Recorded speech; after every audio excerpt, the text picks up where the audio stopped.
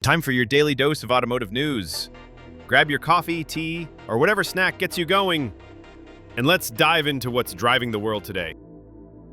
What if the internet's favorite $8,000 EV can't legally sit in your American driveway? Wild, right? In China, it's the BYD Seagull. Across the Atlantic, it becomes the Dolphin Surf. Online, it's the meme that EVs should be cheap. In the US, though, it's a ghost. Today, let's pull the thread. Why that price melts at the border, what the car actually gets right, and what would have to change for it to ever wear US plates. Keep an open mind, because the interesting part isn't the sticker. It's everything wrapped around it. First, the headline number. Yes, China's sub-$10,000 screenshots are real over there. BYD builds batteries in-house, stacks suppliers next door to the line, and sells huge volume. That's how you get meme pricing without a miserable car. Move the idea to Europe and you meet stricter crash rules, different software stacks, and compliance you can't photograph. Now it's the Dolphin Surf. Still affordable, not fantasy level cheap.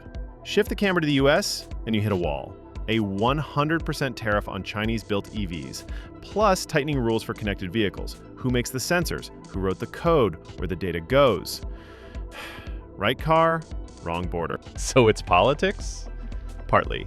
But also expectations. People compare a viral China screenshot to a localized, safer, heavier, better equipped variant and call it the same car. It isn't. The European Surf is a cousin, not a clone. Different airbags, different structure, different software. You're paying for invisible engineering that keeps you safe and legal in that market, and invisible doesn't mean free. Here's why you should still care, even if you never buy one. The Seagull/Surf proves a small EV doesn't have to feel like punishment. Rotating screen that actually reduces friction. Driver assists low in the range. Packaging that respects your knees, your water bottle, your Tuesday. It pushes rivals to stop pretending small must equal luxury priced. And it forces a better question for US buyers. If this is possible elsewhere, what precisely blocks it here? Short answer, tariff plus data rules. Long answer, coming up. But first, let's meet the car as a car, not as a headline. Because on paper, it's modest, and in daily life, it's kind of brilliant. Ready? Imagine a compact brick built for tight streets, short overhangs, upright stance, simple surfacing. It doesn't try to look expensive, it tries to be useful. Inside, it plays the same tune. The materials are honest, mostly hard plastics, but your arms land on softer pads, and the design reads as clean rather than cheap. The party trick is a rotating center screen that flips between landscape and portrait. Landscape lets maps breathe, portrait stacks long menus so you aren't fat finger scrolling while you're moving. Driver assist basics, adaptive cruise, lane centering arrive lower in the range than you'd expect, and higher trims add a tidy 360-degree view. You won't mistake it for a luxury lounge. You also won't feel punished for buying the inexpensive option. The vibe is small tool that solves daily problems, not look at me. Here's the naming plot twist that keeps confusing people online. The Dolphin Surf is not the bigger BYD Dolphin you might have seen before. This is the smaller, city-first car retuned for European rules. Think cousins, shared DNA, different size and purpose. Why it matters, people keep comparing UK pricing to the viral China screenshot and calling it a ripoff. It isn't the same bill of materials or the same compliance checklist. There's invisible engineering you pay for when you change continents. And that sets the table for the numbers you actually feel. 2 battery flavors tell you what life this car wants. The smaller pack, low 30s kilowatt hours, covers short commutes, errands, school runs, and the surprise second grocery trip. The bigger pack, low 40s, gives you a buffer for mixed weeks and cool weather. Power is modest, but it's the right kind of modest. The kind that slips into gaps without drama and merges without begging. DC fast charging hovers in the approximately 65 to 85 kilowatt band, depending on trim and market tune. That won't headline a spec war, but it's enough to add real range in the length of a coffee stop if you arrive warm. More important than the peak is the curve. Small batteries reach their sweet spot quickly and don't spend forever tapering. Battery chemistry matters too. BYD leans LFP for small EVs, stable, relatively cheap, happy at high state of charge, and durable across cycles. The trade-offs are predictable. Energy density is lower than nickel chemistries, and cold weather needs good thermal management. For a light city runabout, the pros win. LFP is charge to full, forget about it, repeat. That's not sexy, it is liberating. It turns range planning into habit rather than homework. What about performance? You won't dunk on sports sedans, you also won't care. The secret sauce is weight. Keep mass low and you need less motor to feel quick enough. Keep the footprint small and you learn to love yellow lights again. The fun isn't numbers, it's the way the car says yes to small urban maneuvers larger cars say no to. Numbers are nice. Living with it sells the case.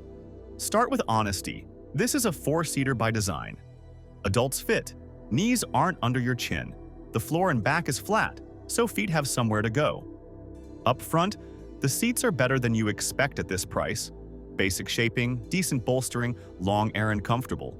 The trunk sits around low 300 liters, which translates to week's groceries plus a backpack plus the random thing you forgot. Under the floor, there's space for charging cables so they don't turn the cargo bay into a mud gallery. No frunk. You won't miss it once you stop trying to store dirty cables on clean carpet. Cabin storage is the quiet MVP. Useful door pockets, a shelf for phones and keys, cup holders that accept American-sized optimism, and just enough open cubbies that you don't invent a glove box Tetris routine. The rotating display isn't a gimmick. It reduces friction. Switch to portrait when you're diving into settings.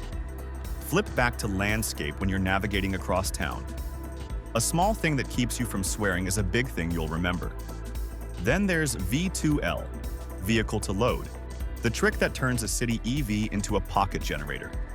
Plug an adapter into the charge port and the car powers laptops during an outage, lights at a pop-up, a coffee maker at a soccer game, or a soldering iron at a booth.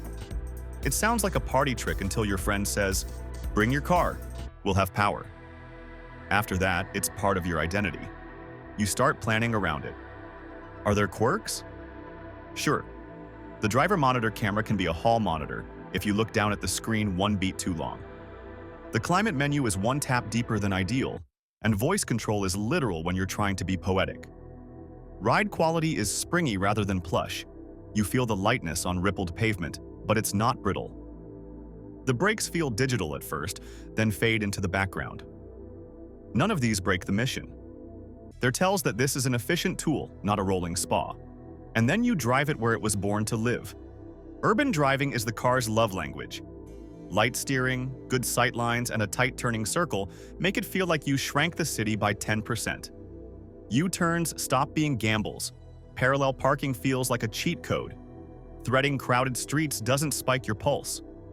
The powertrain's first-inch response is smooth, so you don't head-bob passengers with jerky throttle blips. In traffic, that matters more than 0 to 60 ever will. On highways, physics reappear. Smaller pack, less mass, more audible wind and tire noise than heavier sedans. It'll do distance. You'll plan more frequent fast charge stops and you won't expect one-pedal miracles. Reagan is present but conservative, and some markets don't offer full single-pedal modes. Lane centering takes the shoulder load off your shoulders. Smart Cruise makes long slogs tolerable. The cabin stays composed enough that podcasts don't drown, but you'll know you're not in a luxury barge. Efficiency is where it quietly shines.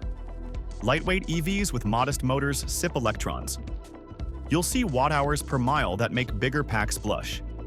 If you charge at home on a decent overnight rate, your cost per mile starts resembling the receipt from a side salad. That's the undercover story. Not free driving, just predictably cheap driving with fewer surprises. When you live in a city, that predictability is worth more than another 50 miles of brochure range. So far, so convincing. So that's the car. Small, honest, and smarter than its price suggests. If it's this good at city life, why can't Americans just buy one tomorrow? 2 words: tariffs and data. And that's only the start. In part 2, we pull the curtain. The 100% import tariff on China-built EVs, the new rules for connected vehicles, and the Mexico mirage people keep posting about. Can a Seagull-style EV ever be built here, with a compliant software stack and a friendly battery supply chain? We'll run the real-world math, and the answer might surprise you. Ready for the plot twist behind the price tag?